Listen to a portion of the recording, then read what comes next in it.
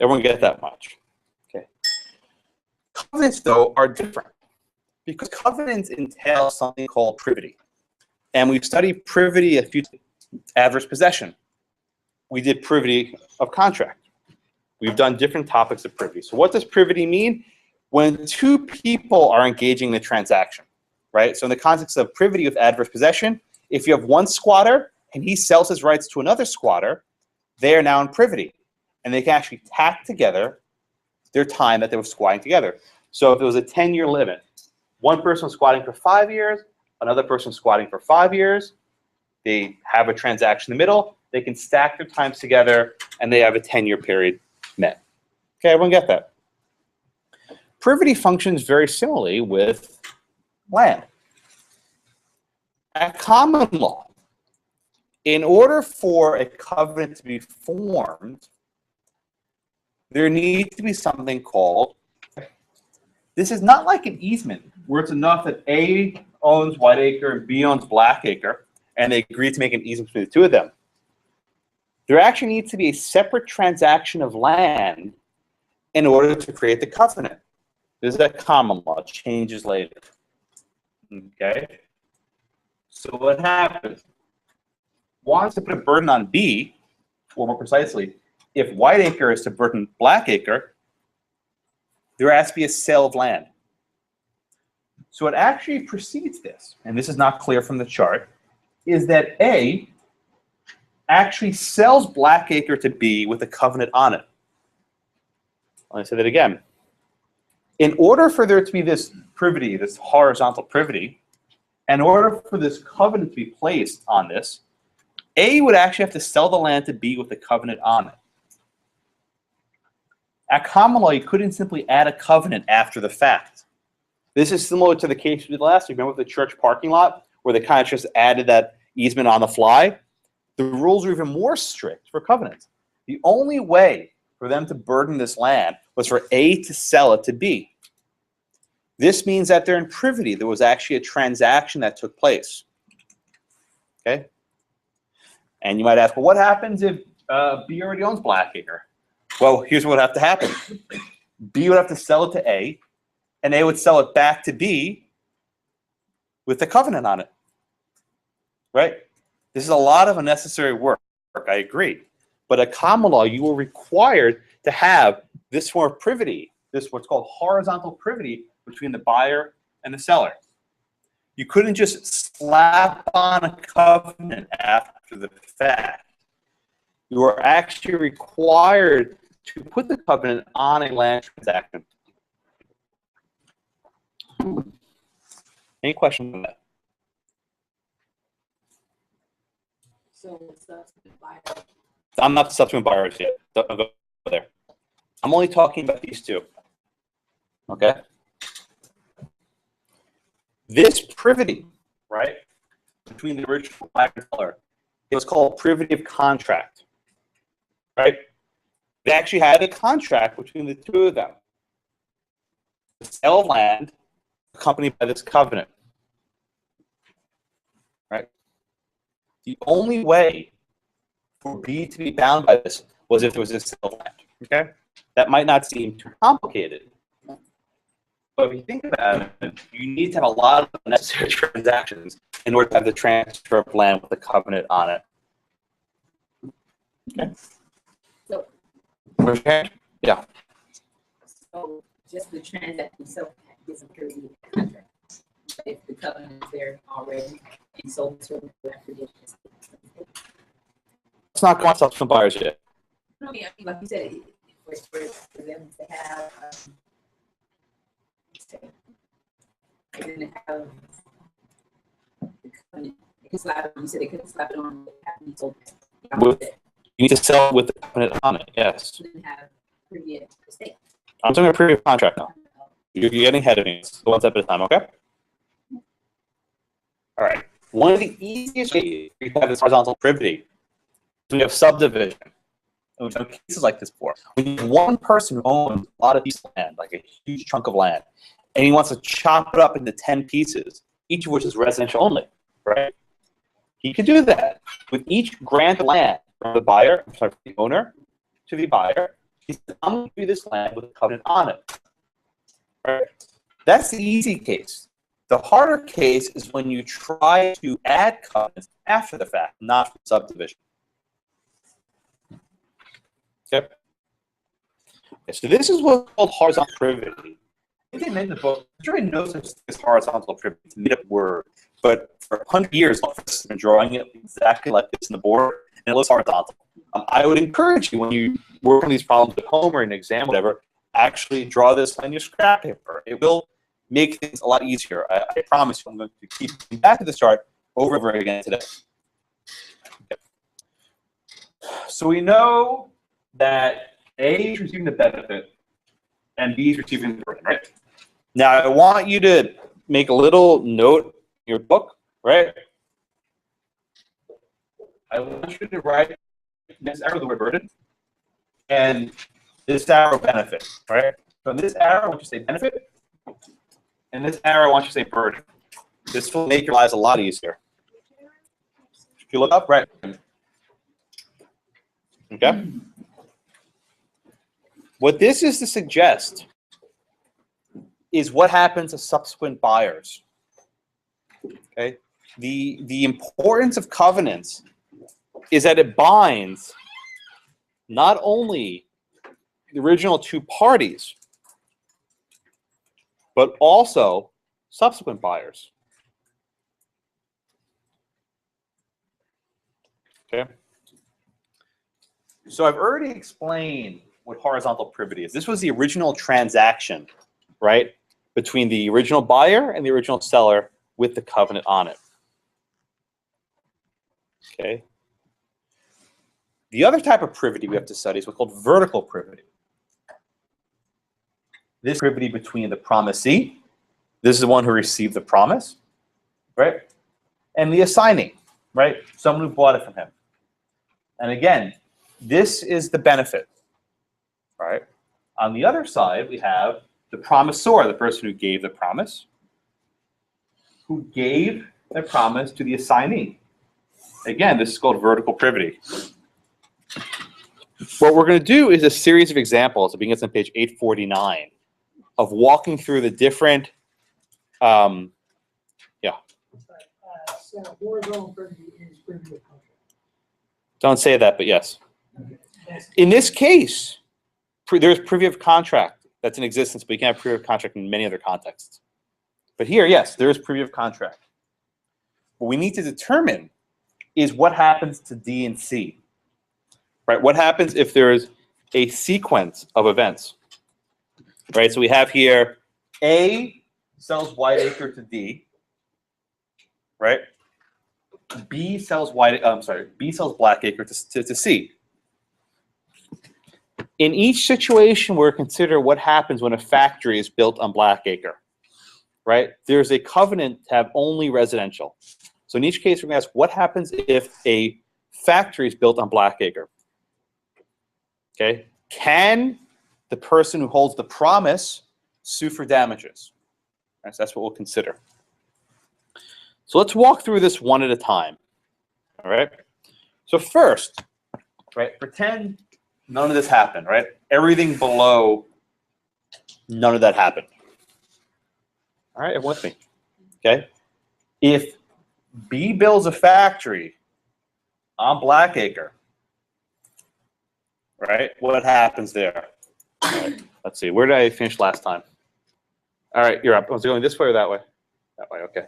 All right, Ty. Oh, that's right. I went all the way around the room. Okay, so I'll start with Jane. I think I got you twice. All right, so Jane, you're up. It's okay. This is the easiest one of all, okay? So if B builds a factory on Blackacre, what are A's options right there? What can you do? You can file an investment, Mm-hmm. or we'll say that because I told you the land was covenant change. This is for residential, right? Yes. That's right. So then it would be at fault. Good. Okay, good. All right, so here we have the situation, right? We're only dealing with the horizontal privity. What's actually happening here is that A sues B on the contract. They both agreed to this privity of contract, and he can sue on the contract, right? That's easy, right? All right, so now I want you to consider the first sequence, right? A, right, sells Whiteacre to D. Okay. A sells Whiteacre to D. This part hasn't happened yet for our purposes. A sells Whiteacre to D. All right, V. What has to happen for D to be able to challenge the factory? What are the conditions that have to happen? Yes. Well, who's D? Who built the factory? So B built it. B built the factory, right? How can D sue B? Okay, but let's be very precise. Okay. Was D in the original transaction? No. So how does D get the ability to do this? What must he allege? That there's a covenant in the transaction. Let's walk through this, right? We said that B had the burden, right? And we said that A has the benefit, right? What would give the right to D to avail himself of that benefit? How do we know he has that benefit?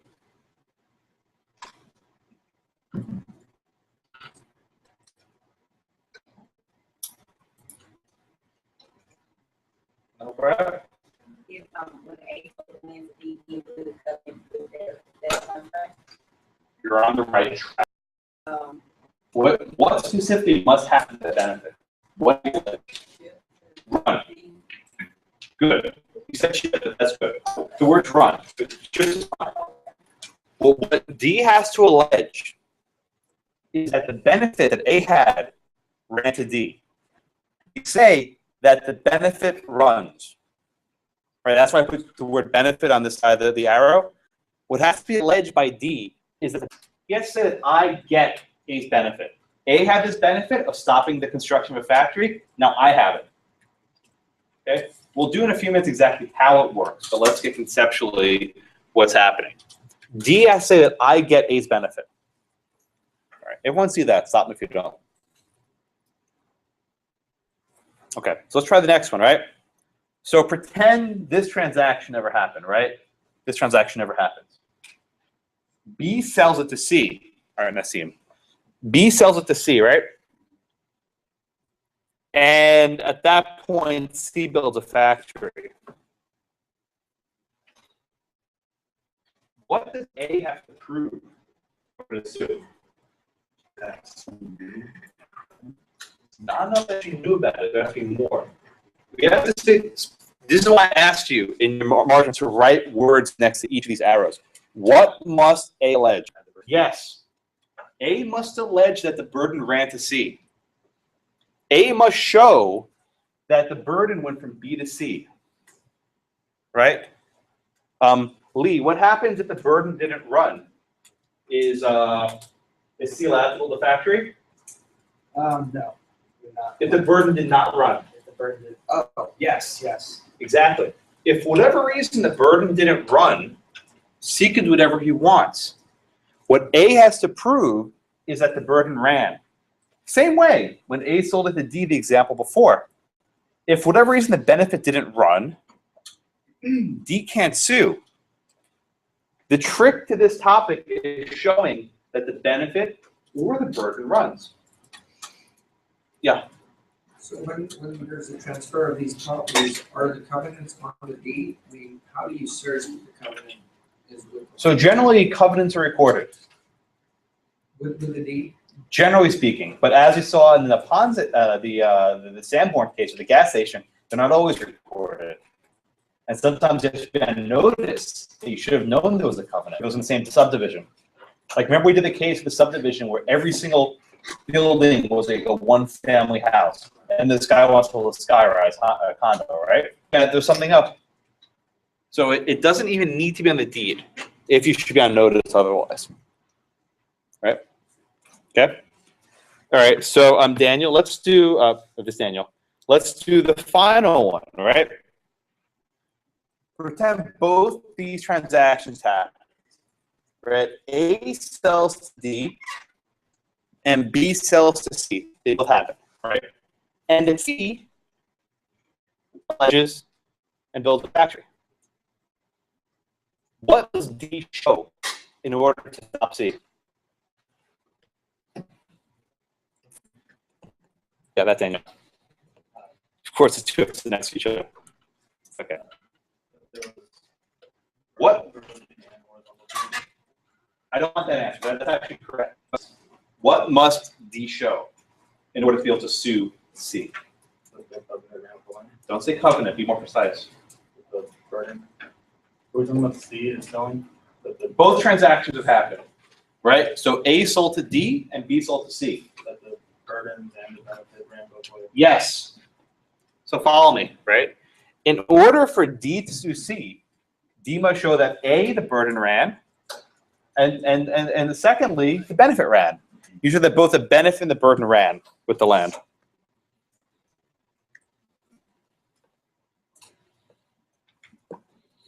Right? So the difficult part of covenants, among others, is you need to actually decide, is the benefit running and is the burden running? That's what makes this four-way chart so useful, because it makes it clear, as I told you to write in your books, right? Benefit running, burden running. And both of those need to be present.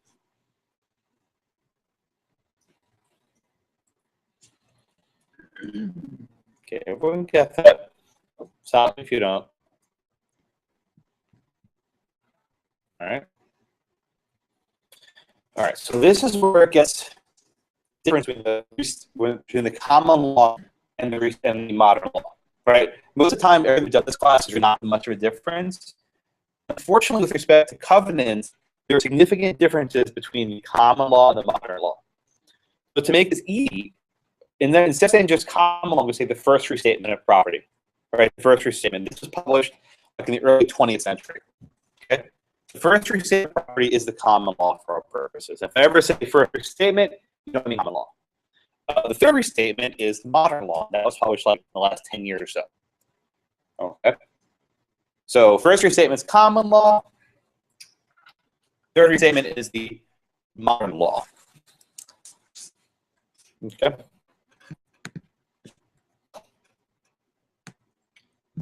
Makes sense. Okay. So under the first restatement, what we have to understand is that there are different standards, benefits, and burdens to run. There are different standards for the benefit and burden to run. Okay?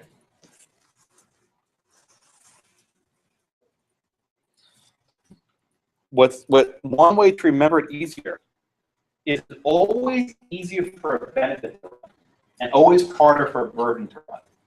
All right? Courts are wanting to make it tougher to burden land. So you always need more for a burden to run. Okay? So under the first restatement, okay, in order for the burden to run, you need horizontal privity. Actually, you need both horizontal and vertical privity.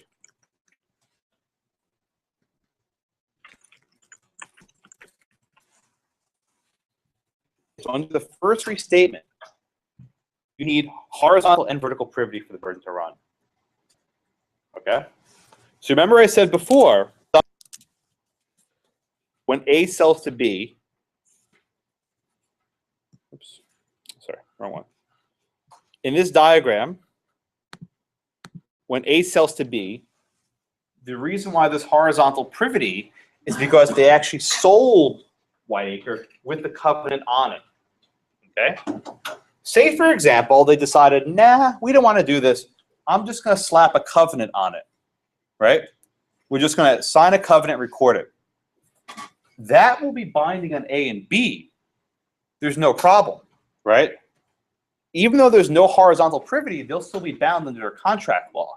But that will not then bind subsequent people, right? If A and B agree to this covenant and B has a burden, the burden will not run to C because there is no horizontal privity. Let's say it again. If A and B just do a simple covenant with no land transaction, there's no horizontal privity. Okay? They're bound by the promise. But if there's no horizontal privity, the burden will not run down. The only way for the burden to run down is if there was initially horizontal privity. So it has to be attached to C. Yes. Under the first restatement, you need horizontal privity in order for the burden to run. Right? So if A and B just make an arrangement among themselves, they don't actually have a land transaction, there's no horizontal privity, and the burden will not run in that case. Okay. But for the benefit, you do not need horizontal privity. To run into the first restatement, you do not need horizontal privity. Okay, so let's go back to our diagram.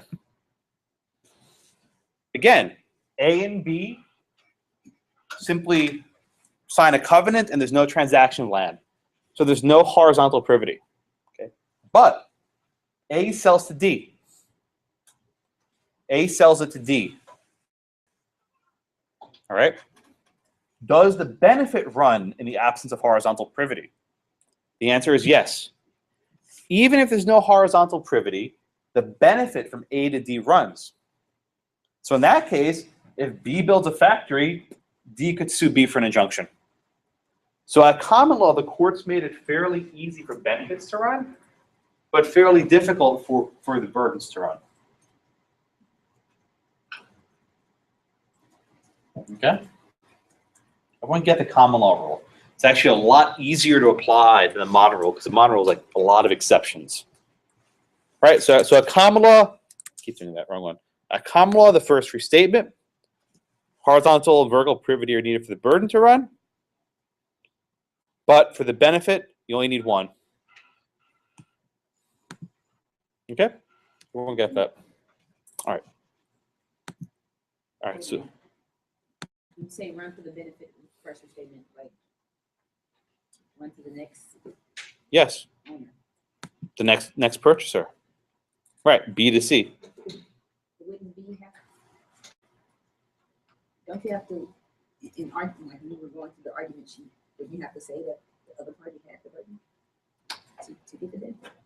Well, initially B has the burden, right? There's no dispute about that. The question is whether it runs to the next party. So you're saying if A sells it and B's still on the land, then the benefit's still there? Yes. Yeah, so for example, if A sells it to D, D can sue B to enforce a covenant because the benefit runs. So maybe it's D and C, that's where it doesn't work. If there's no horizontal privity, it won't work. That's right. All right. Now, all right, everyone get that. Now, I kind of glossed over one point somewhat deliberately. I didn't actually define vertical privity, right? I didn't say what does it mean to have vertical privity.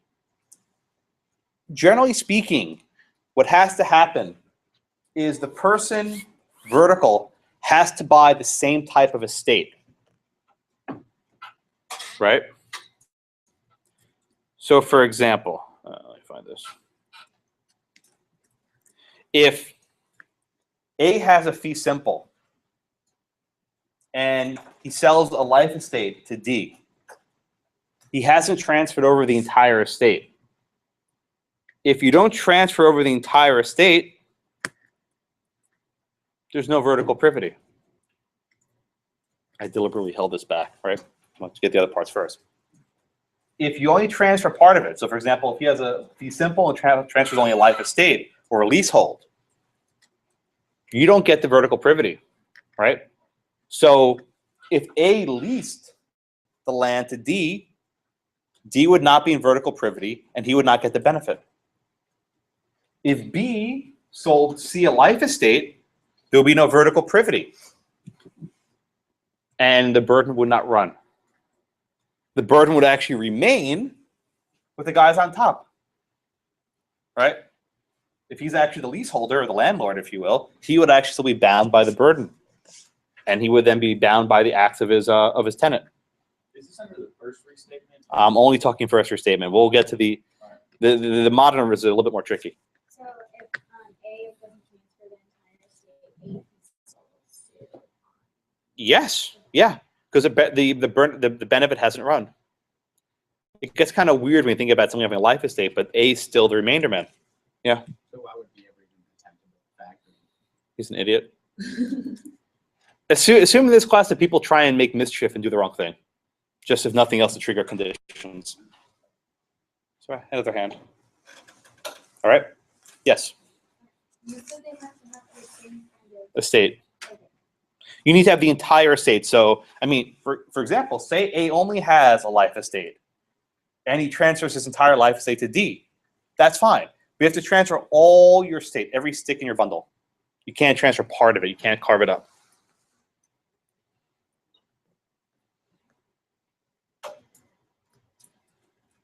Okay. Questions on that?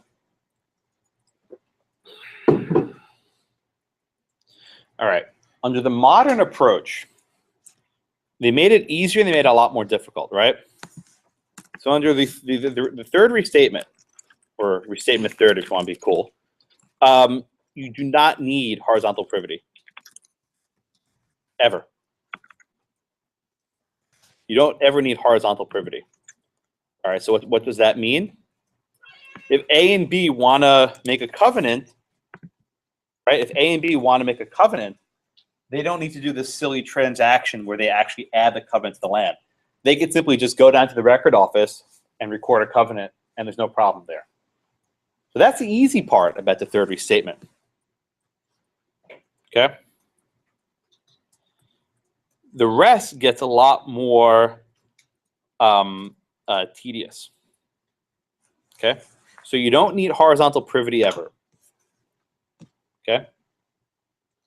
You don't really need vertical privity. I'm going to put the caveat, right? You kind of do, but we'll get back to it later. Vertical privity is not a core element of the analysis. Okay? Instead, the differences of whether these benefits and burden run varies if we're dealing with an affirmative or a negative covenant. Okay? This is unduly complicated, and you'll have to either memorize this or keep it in your handy notes, okay? Because the rules aren't intuitive, right? It varies if we're dealing with a negative or an affirmative covenant. And again, a negative covenant is, I will not build a factory on my land. I will not build any kind of commercial properties on my land. And that's negative. I will not do something. Affirmative means I will do something, right? I will maintain this park, right? I will take care of this park in Leicester Square. I will make sure that the park is kept in good condition, right? That's an affirmative covenant.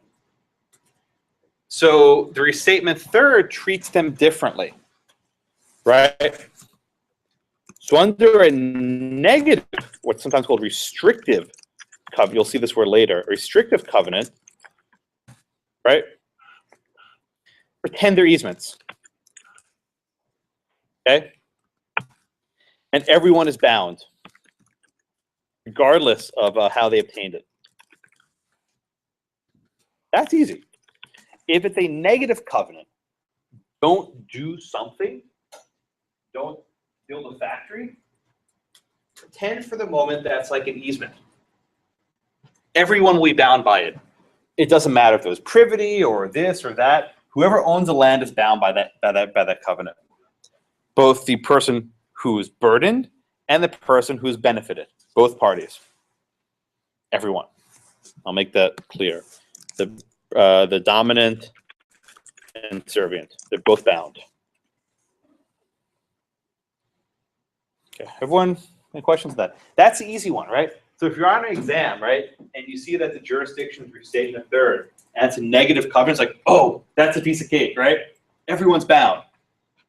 If you see that it's a restatement first, you need to start thinking about, oh, is there horizontal privity or vertical privity?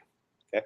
Where it gets tricky and annoying, and much to my chagrin, is when we deal with the affirmative covenants under the modern restatement. And here it varies depending on who's invoking it. And I almost want to tell you, don't worry about these, but I will tell you, I will teach you about that, and it might come in handy at some point. But these are very specific, right? It breaks down into different categories, whether you're a lessee, a life tenant, or an adverse possessor. Okay? Depending who's invoking it, it actually varies wildly. Okay? So generally speaking, I'm generalizing. You can see the caveats in the book, and the specifics I'm not so concerned about, right? The benefit runs to the lessee, generally speaking. And you can see the book if you want more details. And this makes sense, right? If you're leasing a piece of property under the modern equitable sense, why shouldn't you benefit, right? If someone has a covenant to maintain a park and you happen to be the leaseholder, why shouldn't you benefit from that park being maintained, right? It seems fair. So if you're a lessee, you're only there temporarily, you're bound, okay? With a life tenant, again, the benefits and the burdens run to both. And again, this is effectively like a long lessee. If you're there for a long time, the benefits and burdens run. If you've noticed under the restatement, in virtually every single case, all the benefits and burdens run, which is why I'm not so intent on teaching each individual one. If it's a third restatement, the odds are everything runs and everyone is so balanced. If you look at my exams, and this is not really a secret, I almost always ask you about the first restatement because it's actually applying a rule, whereas here the answer is always it runs. So I would actually be more familiar with the first restatement because most states still have this kind of approach, okay? And as far as adverse possessor, they get some benefits, but not all. And you can read the book if you want to see the details. In the odd event that there's a piece of land with a covenant on it and someone's squatting on it, the person who's squatting actually will get some of the benefits under the restatement third, which is like an odd thought. Who's this person that's even being entitled yet? He's squatting. How can he possibly invoke the benefits of this, right? You can imagine a squatter goes to court, you know, Mr. Robinson, right? He goes to court and sues on a covenant. Like, who the hell are you? But under the third restatement, he'll be allowed to do this. Generally speaking, if he sues in court, that would give a very good opportunity for the true owner to eject him. But if it doesn't happen, it's there. Okay? But I really don't worry too much about these last ones because virtually the answer is always the benefit and burden runs. That's almost always the answer. Well, that would be my question because there are some caveats. So if you read the book, there are certain exceptions where, like, you know, covenants for maintenance are one way, but covenants for other services are not. I really don't care about that level of detail. It's effectively under the third restatement, the benefits and burdens always run to everyone. That's the general idea. And this, I prefer asking, not a secret, but I prefer asking at the first restatement because that makes you do this, which is a much more methodical approach to understanding whether there's a benefit or burden actually being run. So I think I almost always make it a first restatement for covenants, but I don't make any promises. I don't covenant for that. Okay. All right, so questions on real covenants. Okay, so we just covered was real covenants, and this is a topic of at law. The next topic, which blends together very closely with real covenants, is what are called equitable servitudes. And what you have to remember is that real covenants at law are a matter of law, and equitable servitudes are a matter of equity, right? The biggest difference, for our purposes, the biggest difference is the remedy. With real covenants at law, you can sue for damages. You can get cash damages. With an equitable servitude, which is only an equity, you can only seek an injunction, right? Real covenants, you can get monetary damages. Equitable servitudes, you can get an injunction, right? That's where the remedies vary, okay? All right, Beyond that, what will confuse the heck out of you, and what confuses the heck out of me whenever I teach this, is that judges and courts conflate the two. Okay? If you read the two cases, one with the gas station, the one from Long Island, you probably weren't even sure if you were talking about a real covenant or equitable servitude. The reason why is that judges often conflate the two. They mix them up. And it drives me nuts. So again, I don't have a clear rule, right? It's sometimes unclear if you're dealing with an equitable servitude or real covenant. What I will tell you, and I'll be very clear in the exam, if I call it a real covenant, it's a real covenant. If I call it an equitable servitude, it's an equitable servitude. And you have to apply the appropriate analysis. Comprende? Don't be that person. It happens every year who does it the wrong things. Oh, no, that's not what you actually meant. I will make it very clear. Right? I'm not interested in having lengthy debates with you after the exams are great about, oh, well, I thought it was this or that. So just go with what I tell you, and you'll be much easier off. Okay? Do the right thing, not what the courts do. Just confuse it too, because the courts just jumble them together all the time. Okay? Questions on that? Where was I up to? Oh, yeah. So Lamar, what happened? And the facts are somewhat hard to read, but in the Leicester case, in Tolkien Moxie, what happened there? So there was this garden outside in the square. Beautiful garden, right? Yeah. And, Seem enthusiastic. The plaintiff, I guess, sold a piece of the ground by deed to this guy Elm.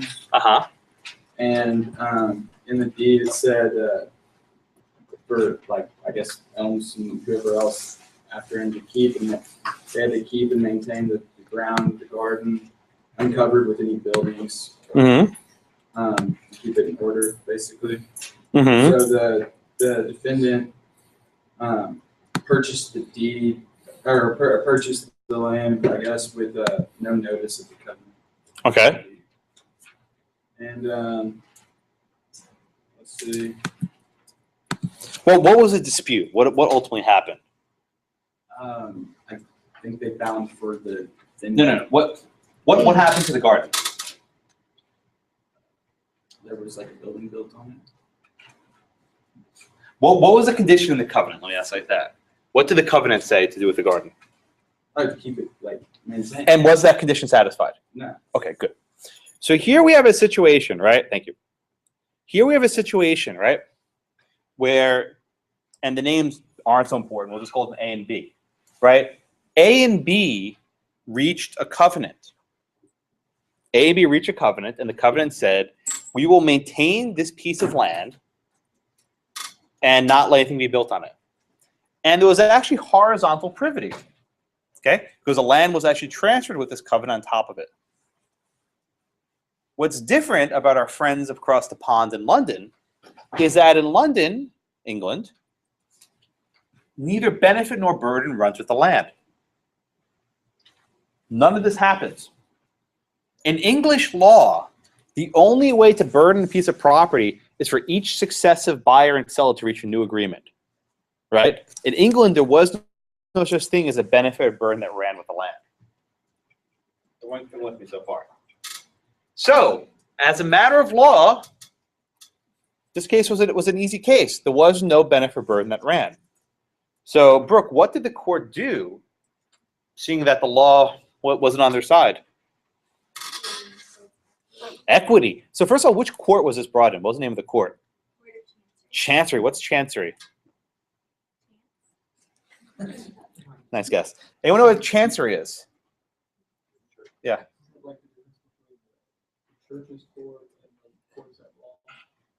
Kind of. Courts of Chancery are courts of equity. You think of the ecclesiastical courts, which were slightly different. Those are the church courts. But yes, courts in England, you had your common law courts and you had your king courts, right? The common law courts would enforce things at law, and the king's courts, or the chancellery courts, would actually decide equity. Equity was a matter of fairness. I know this is probably tough for you to actually follow, but there was actually a competition among courts. People say, oh, I'm going to bring it to this court where the law applies, and oh, I'm going to bring it to this court where the equity applies. And depending whose favor you had, you might actually get a good equitable ruling, right? So what the court basically said was, listen, in England, we don't have this idea of vertical privity. But as a matter of equity, It's not fair, right? It's not fair that this guy sold this land with this park and said, don't destroy the park, and then this guy's going to build a building on it. That's not fair, right? So what they effectively did here was they recognized something called an equitable servitude. They didn't call it that, but that's what it was. It was a servitude found in equity. Okay? Equity, by the chancellor, said this is not fair to enforce a covenant, right? We should find a way to do this. Okay? This is what became known as an equitable servitude. Okay? So again, I said the difference, there's a couple differences. With a covenant law, you can sue for damages. Equitable servitude, you can only sue for injunctions. Okay? One of the other differences, remember I said with the vertical privity, you need to transfer the entire estate. So if he has fee simple and he has a life estate, nothing was transferred. Real covenants at law are tied to estates. Fee simple, life estate, whatever. Equitable servitudes are actually attached to the land itself. It doesn't matter who gets it. It doesn't matter how they get it. It doesn't matter what estate. So say from the case we just did with the park, say instead of transferring a fee simple, they don't even transfer a life estate. Under an equitable servitude, they would still be bound, and an injunction could be sued on.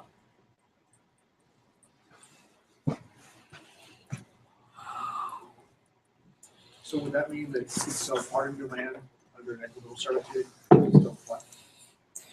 As a matter of equity, yes. But here's the rub about equitable servitude. It's about equity.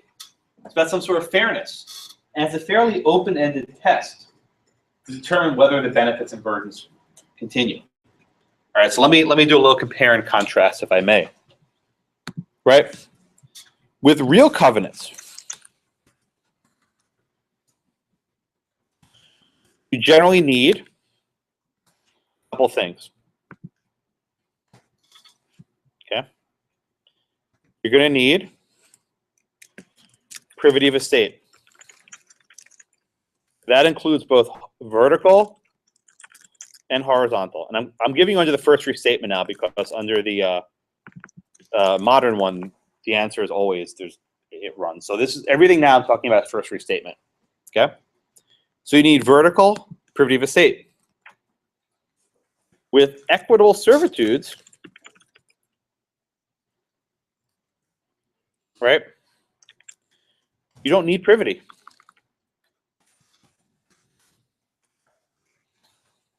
That's one big difference. You can get away with not having full privity. Right, there might be some transfer. When I say privity, I mean specifically you transfer the entire estate. Okay? Second, you need something called an intent to bind successors. This is generally obvious, right? When two people reach a covenant, they're doing this not just for themselves, but they actually want to bind people in the future, right? Equitable servitudes has the same. Okay. Third, that the covenant must touch and concern land, right? What does this mean? We don't really know. If you read the last case, you got the gist. Generally speaking, the covenant must have some relation to the land, but we'll define this term in a bit. For equitable servitudes, you have the same. Okay? There's one additional requirement for the equitable servitude, which is notice. And that can be, well, that's not notice. Notice, and that can be actual, constructive, inquiry notice, etc.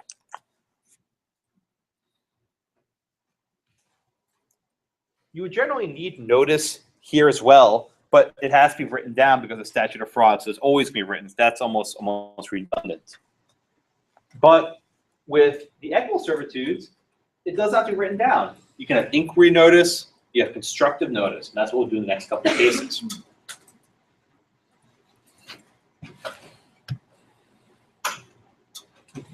Yeah. The book kind of like implies that it says for equitable servitudes, you never need horizontal privity, and it says nor is vertical privity required for the burden to run. So it's kind of implying that it is required for the benefit to run, but it goes on and on about how there's always more requirements for burdens to run. So yeah, I mean, so what makes this is that there's not really a consistent ruling. What I found is in cases involving equitable servitudes, the courts don't even engage in any kind of burden analysis. And you'll notice this in the cases that we did with Napons and others. They don't even mention horizontal and vertical privity at just a certain point. So that's correct. In some cases, they actually look to see whether the benefit of the burden runs. But generally, with equitable servitude cases, they don't even look at that. The main issue is regarding notice and the touch and concern, right? Generally, the main things are 3 and 4. These are, don't do that. These are the main issues that they have to deal with. I guess you don't need vertical privity because it's not, it doesn't have to be the same state. Exactly. It's very, I mean, it's not vertical privity in the sense that you're transferring the same estate. It's vertical privity in the sense that you've made a sale, right? When B sells to C, there's a sale. And that's usually sufficient.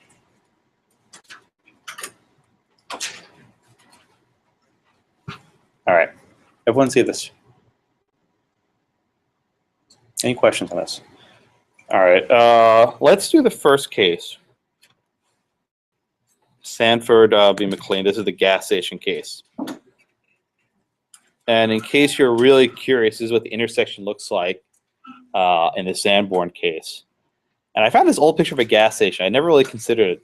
You see these really, really tall gas station pumps. They didn't have underground gasoline tanks. They actually had these huge cylinders you might have seen where they fill up the gasoline. And I ran the numbers. The price of gas in 1905 was 23 cents a gallon. But before you get ahead of yourself, that's about $3 in modern day dollars. So it's roughly the same, roughly what we're paying now.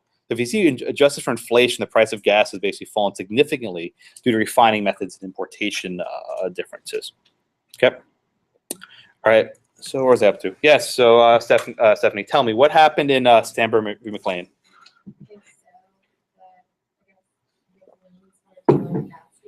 Uh-huh. Uh-huh.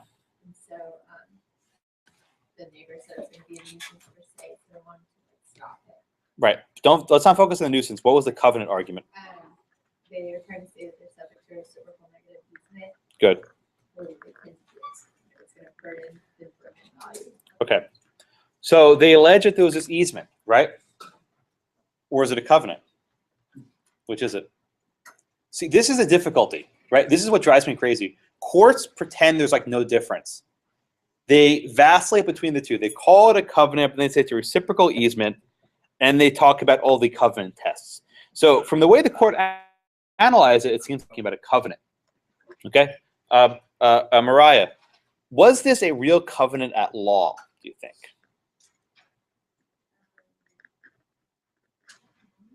What kind of covenant do you think it was? What kind of servitude do you think they were talking about? Again, they don't actually say it anywhere in the opinion.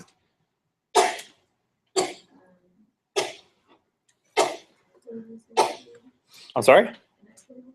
Yeah, you're right. Don't be so uncertain. You're right. The court here doesn't actually say what they're talking about, right? They refer to it as an easement. They never say it's not a real covenant, and they apply the test for equitable servitudes, which is why this topic drives students crazy every single year.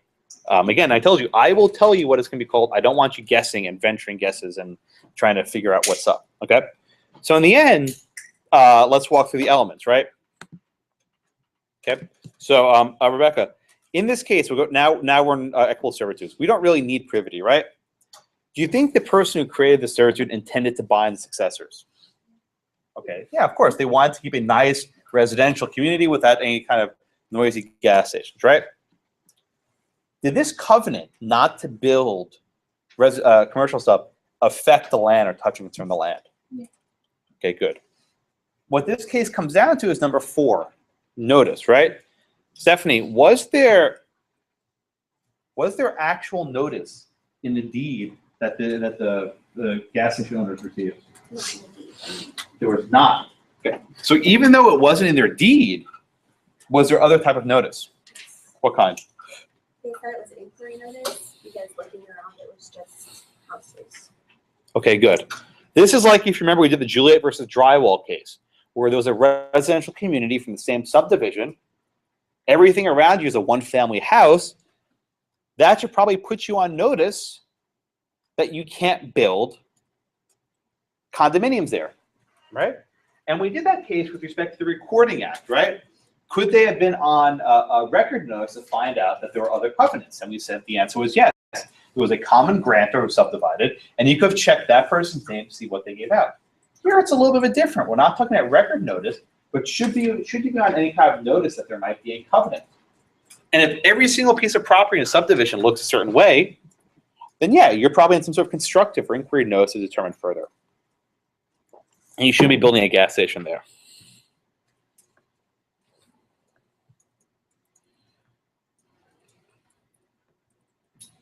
Okay. That one's not too hard. Any questions in that case? Yeah. The book says that equitable servitude can't be obtained through prescription. So in this case, say they had built the gas station and run the gas station for 10 or 12 years, and someone comes along and then they try to sue on the covenant saying that they couldn't do that. Yeah, okay, so generally speaking, your question is, if there's if there's a covenant on the land and you gain through adverse possession, there would not be privity of estate there. I don't think under the first restatement the burden would run there either. So I don't think in either case, with equitable servitude, if you can't gain the prescription, then the burden wouldn't run there either. So that might be an example where the privity actually matters if a squatter, right? Because a squatter is supposed to be not in privity, and I think that might actually, I have to look it up. I think that might actually knock out the covenant, or actually no, that would knock out the covenant. In a weird sense, the original person would still be bound, perhaps. Yeah, it's weird when you discuss adverse possession covenants. It's a very weird intersection, which is why I didn't spend too much time on it, because the examples are not too common. Right? Questions on this one? Okay, making good progress. This topic is not too bad. I think we're through the worst. If you get this chart, you get most of the issue. All right, let's go on to the next case. So Hugo, can you please tell us the facts of the Neponsit case? Basically, the deposit owners sought to enforce a lien that arose under a covenant that was running with the lands. Okay. Basically, it was a lien that's against the property to pay $4 per lot. Sold it, subsequently sold at an auction, and the people who bought the land didn't want to. They're seeking to enforce that lien onto the subsequent owner. Okay, good. All right. So here we have a situation with something that today is fairly common, but wasn't common, 100 years ago, which was a residential subdivision. These kind of gated communities. And I actually have the Google map here. You can see where this is. It's in a very exclusive Tony area of Long Island, very wealthy part. It's was meant to be a what do you call it? A private development. And the way these private developments work is that everyone in the community pays fees, what we might call homeowners association fees, some sort of collective corporation usually. And this corporation then uses whatever fees to maintain the parks, maintain the greens, maintain the lawns, whatever else, right? This dynamic didn't fit into the conventional scheme of covenants. All right, why? Because instead of A making a deal with B, right? Instead of A making a deal with B, you actually had a situation where you had a single corporation that was now being bound in covenants to every single person on the land. And that might not seem objectionable to you today, but historically a covenant was binding to a person, right? Not some sort of corporation. Again, we have this issue. Are corporations people? Well, yeah, they are. In almost every aspect of the law, they're treated as such, right? So one of the first things they had to do in this case was say, all right, just because this corporation, I'm sorry, just because this covenant's for the benefit of corporation, that's not a big deal, right? That was the easy part, right? The hard part of this case concerned the touch and concern, right? This third element of the test, right? Did this amount to pay money constitute a valid easement, right? Usually covenant said, I will do something on my land or I will not do something on my land, right? Affirmative or negative. It had never been before done that the obligation was to pay money. It's almost like having a rent to pay. But it's not really a rent because you own it in fee simple. You're not a leaseholder. Right? So the court had to decide, how could you have this touch and concern land when you're actually being forced money rather than doing something, right? How is it concerning a land if you're only paying money, right? So Shamira, how did the court resolve this?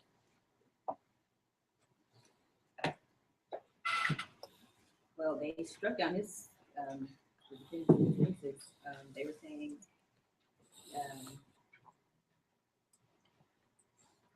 that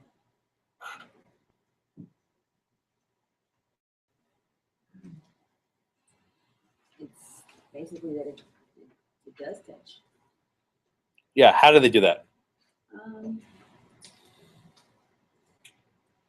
It says, basically said, one of the things they said was that along with the land, it must affect the legal relations, and Good. that the advantages of the land and the virtuous parties of the covenant as known as, basically that it should have some legal. Okay, good.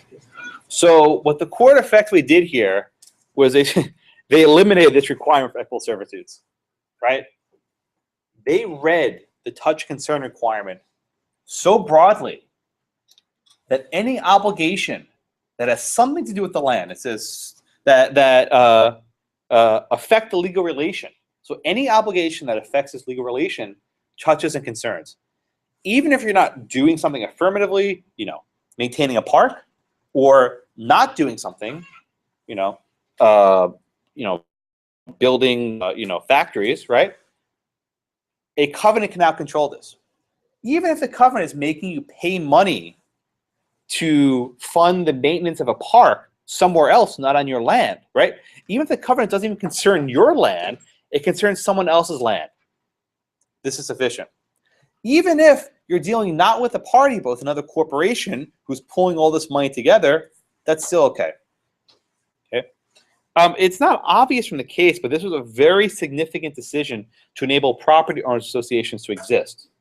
The only way any of you live in a homeowner association is you have many covenants on your house that restrict everyone on the block. The only way they work is if everyone's bound by the same covenants and paying these homeowners fees. The only way that works is with a decision like this, which effectively makes an equitable servitude mean anything, right? So now covenants don't have any really meaning, right? If someone says you can or can't do that and you must pay me money, under the law of servitudes, that's now a benefit or a burden that will run to future parties.